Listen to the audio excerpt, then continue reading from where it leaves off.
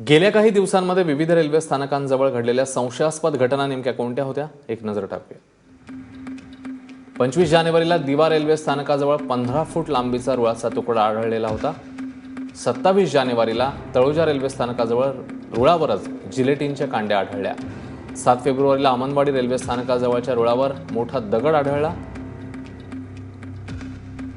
या घटना गेल्या काही दिवसांमध्ये समोर आलेल्या आहेत. 9 फेब्रुवारीला पनवेलजवळ जसई रेल्वे स्थानकाजवळ ओव्हरहेड वायरचा खांब सापडला. 10 फेब्रुवारीला नाशिकच्या खेरवाडी ओढा रेल्वे स्थानकाजवळ मोठा दगड बघायला मिळाला.